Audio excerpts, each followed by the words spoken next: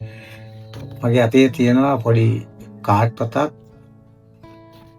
ඒ card පතේ තියෙනවා වැන්දපු අනර්ධ ක්‍රමයේ ලියාපදිංචි වීමේ අංකයක්.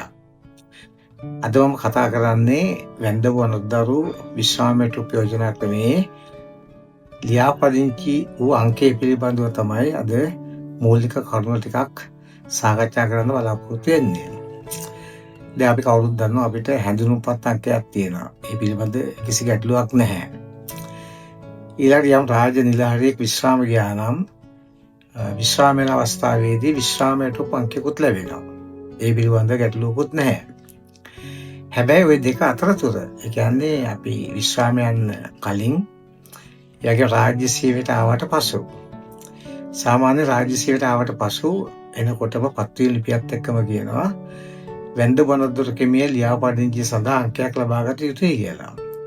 යනුව රාජ්‍ය සේවය ආරම්භයේදීම වැන්දපු අනර්ධ ක්‍රමයේ ලියාපදිංචි වෙන්නත් ඕනේ. ඒ වගේම ඊට අදාළ කරන අංකයක් ලබා ගන්නත් ඕනේ.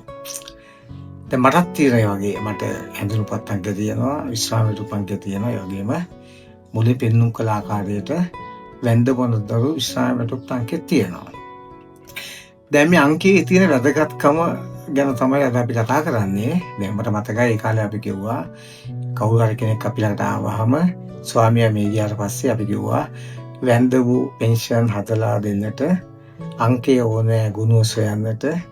ගුණ සොයලා එහිවත බලලා දෙන්නම් පෙන්ෂන් හනික හදාලා කියලා.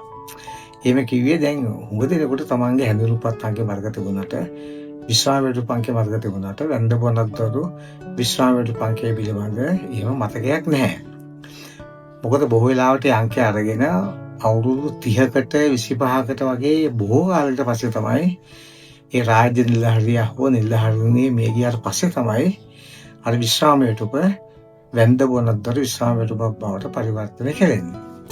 දැන් කෙනෙක් හිතන්න පුළුවන් මොකක්ද මේ වැන්දපු අනර්ධ විශ්‍රාමයට අංකයේ තියෙන වැදගත්කම කියලා. වැදගත්කම තමයි පළවෙනි කාරණය. දැන් අංකයත් එක්කම තියෙන ගුණයක්. වැන්දපු අනර්ධ විශ්‍රාමයට ගුණයක් තියෙනවා. මේ ගුණ සොයාගත යුතුයි. කලත්‍රයා මේ ගියාට කලත්‍රයාට තමන් මේ ගියාට පස්සේ වැන්දපු අනර්ධ හිමිකම ලබා දෙන්න.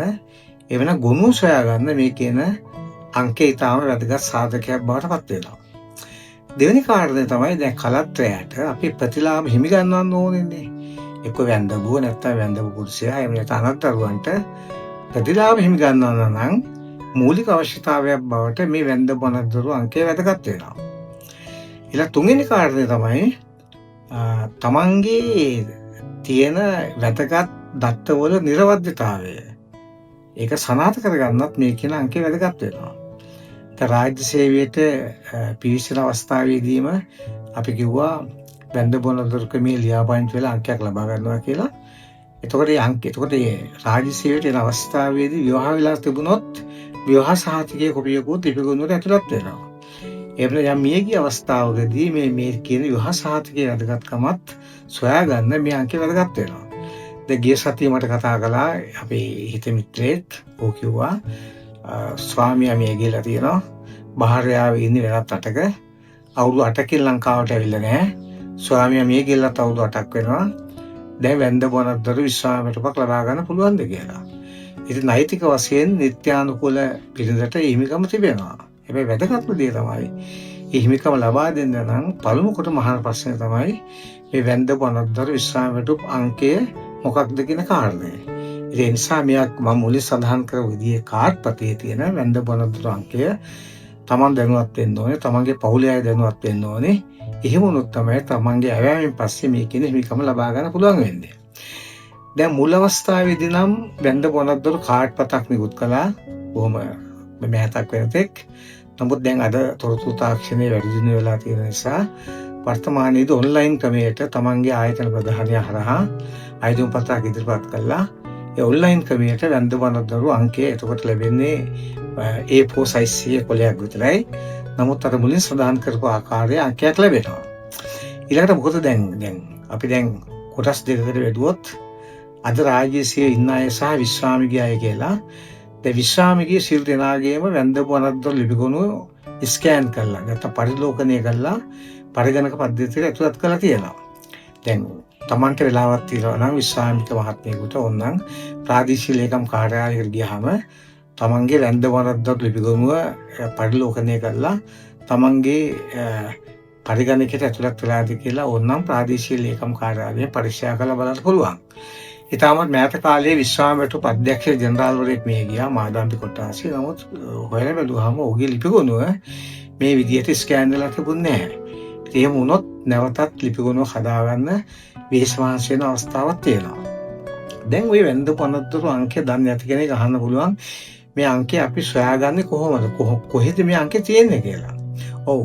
ඒක හොඳ වැදගත් ප්‍රශ්නයක්. මේ අංකය සොයාගන්න පුළුවන් ක්‍රම ගණනාවක් තියෙනවා. එකක් තමයි තමන් ආරක්ෂිතව තබා ගන්නා වැන්ද පනත්තුරු කාඩ් පත. අර මම මුලින් සඳහන් කළ කාඩ් පතය. ඒ කාඩ් පතේ බොහොම පැහැදිලිව අංකය සඳහන් කරලා තියෙනවා. එහෙම නැත්නම් තවත් අවස්ථාවක් තියෙනවා.